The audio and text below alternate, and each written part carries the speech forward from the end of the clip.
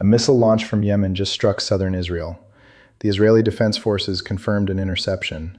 But here is what is not being said clearly enough. This was not a routine exchange. This was a precision ballistic strike targeting sovereign Israeli territory, executed by a non-state armed group operating from a country 1,800 kilometers away, using a weapon system that did not exist in their arsenal 5 years ago. And the interception, while confirmed, was only partial. Debris reached the ground. The impact zone has been sealed, and certain satellite imagery of the affected coordinates has already been obscured. In the next couple of minutes, I am going to show you exactly what happened, why this specific strike is more significant than official statements suggest, and why the people managing this story want the full picture to stay buried. Quick, before we continue, thanks a lot for tuning in. Your support is what keeps this show going, and I appreciate you watching. Please make sure you are subscribed and like the video so more people get to see this. Now let us get to it. Most people think the Houthi missile campaign against Israel is a peripheral conflict, a sideshow attached to the Gaza war. In reality, it is a sustained, evolving strategic pressure campaign executed with Iranian ballistic and cruise missile technology, and it has been running without a meaningful strategic counter since October 2023. The Houthis, formerly known as Ansar Allah, control approximately 70% of Yemen's population. They operate under the direct weapons and intelligence support of the Islamic Revolutionary Guard Corps. Since the outbreak of the Gaza conflict, they have launched over 300 projectiles toward Israeli territory. That number includes ballistic missiles, cruise missiles, and armed drones. Most were intercepted, some were not. And each successive launch has incorporated refinements, adjustments in trajectory, timing, altitude profile, and electronic countermeasures that reflect a learning organization, not a ragged militia firing blindly. Israel's primary missile defense architecture in the south is built around the Arrow 2 and Arrow 3 systems, designed for exoatmospheric and endoatmospheric interception of ballistic threats at range. The Iron Dome handles short-range rockets. David's Sling fills the mid-range gap. The system is layered, redundant, and expensive. Each Arrow 3 interceptor carries an estimated unit cost of approximately 3.5 million USD. Each Houthi ballistic missile costs a fraction of that. The math of attrition is a deliberate part of the strategy. We will come back to that cost calculus. But first, you need to understand what this specific launch represents within that larger operational picture. The missile launched in this latest incident was fired from Yemeni territory and tracked inbound toward southern Israel. Israeli air defense activated. The Arrow system engaged. An interception was announced. But here is where the official statement stops and the actual story begins. The IDF confirmed interception. They did not confirm a clean kill. That distinction matters enormously. A partial intercept means fragmentation debris continues on a degraded trajectory and reaches the ground. It means shrapnel, secondary ignition risk, and potential structural damage even in the absence of a warhead detonation. Ground units were scrambled to the impact vicinity. Residents in at least 2 municipalities in the Negev region reported the sound of multiple detonations, not one. Sirens activated across the Arava region and parts of the Dead Sea Valley before the all-clear was issued.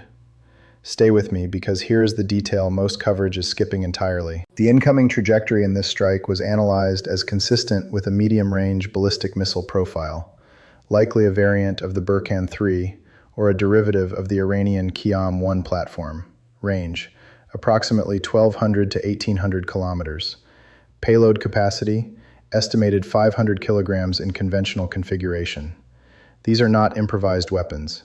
These are manufactured, quality-controlled, state-class ballistic missiles, transferred from Iran to Yemen over a supply chain that has been documented by the United Nations panel of experts, flagged by U.S. Central Command, and quietly acknowledged by Saudi intelligence.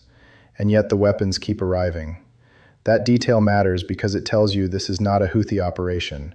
This is an Iranian operation executed through a Houthi platform. The launcher changes.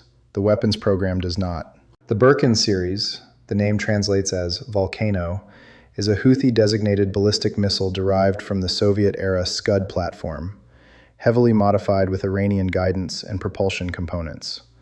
The Burkan 3 variant, first tested in 2019, extended the range to approximately 1,500 kilometers with improved circular error probable, meaning tighter accuracy. The guidance system incorporates GPS jamming resistance features. The re-entry vehicle is hardened against fragmentation interceptors. Arrow 3, Israel's upper-tier interceptor, was specifically designed to counter this threat class. It engages targets in space, outside the atmosphere, before they complete their descent arc. The engagement window is narrow. The success rate against single missile attacks is high. Against salvo attacks, or against missiles using low radar cross-section trajectories, the margin compresses. The Houthis know this. Their operational planners, advised by IRGC Aerospace Force officers, know precisely what the system's limitations are. Most people think missile defense is binary. You either shoot it down or you don't. In reality, the interception spectrum runs from full destruction in space to partial fragmentation at altitude, to debris impact with residual kinetic energy, to full warhead delivery. Every point on that spectrum except the first represents a degree of threat that reaches the ground. Google Maps has already rendered the satellite view of the confirmed impact coordinates at low resolution. That is consistent with a pattern observed at 8 previous Houthi missile impact sites inside Israeli territory since 2023. The imagery is not unavailable. It is selectively degraded. In September 2019, Houthi forces, with IRGC coordination, executed a drone and cruise missile strike against the Abqaiq and Karai's oil processing facilities in Saudi Arabia. 19 drones, 7 cruise missiles. 5% of global oil supply was taken offline in a single morning. The United States had full satellite coverage of the launch sites and tracked the inbound flight paths. No intercept was attempted. The attack succeeded completely. The entire event was attributed publicly to Yemen. Saudi Arabia knew better.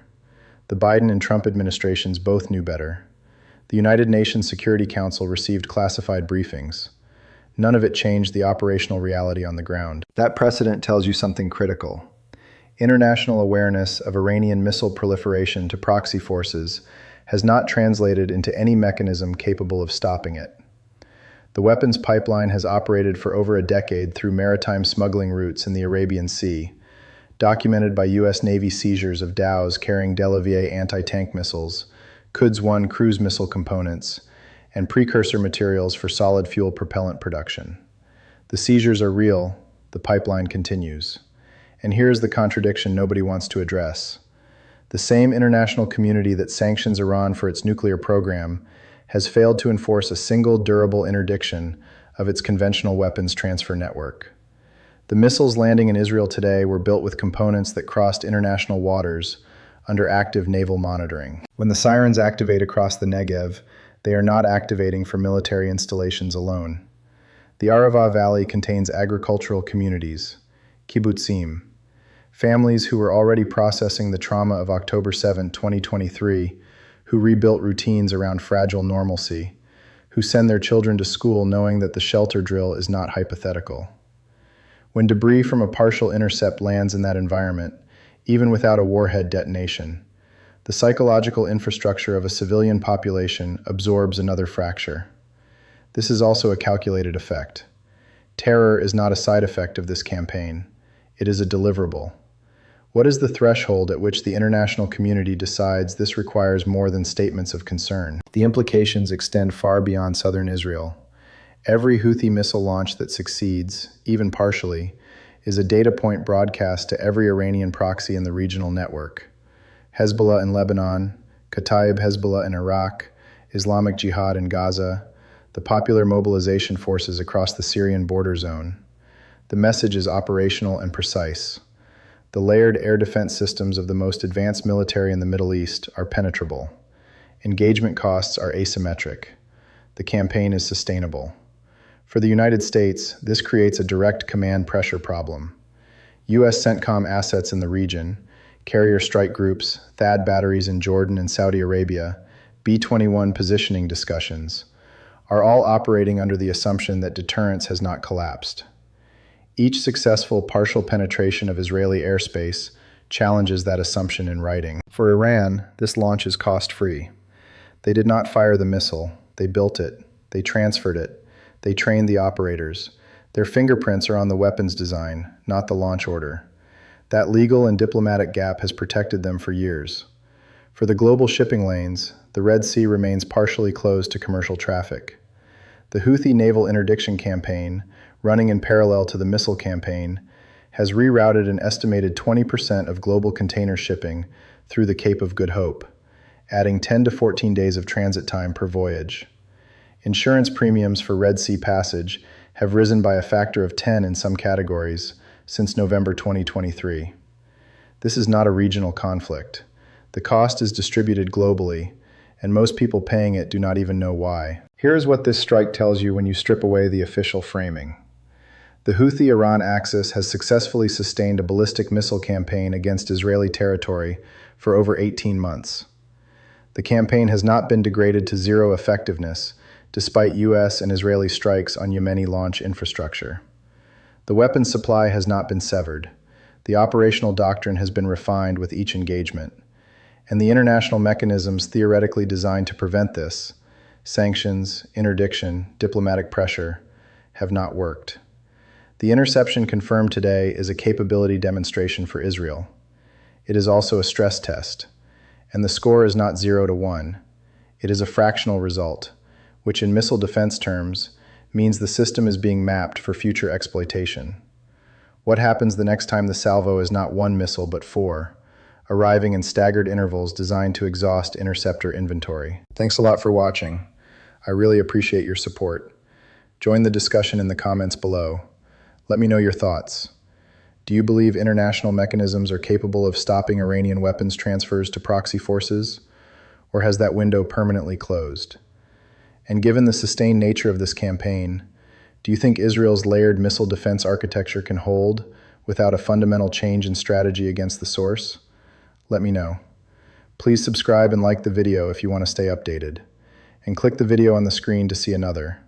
I will see you soon. This is not a conflict with a visible ceiling. This is a conflict with a weapons pipeline that has never been fully closed, and an open pipeline does not run dry on its own.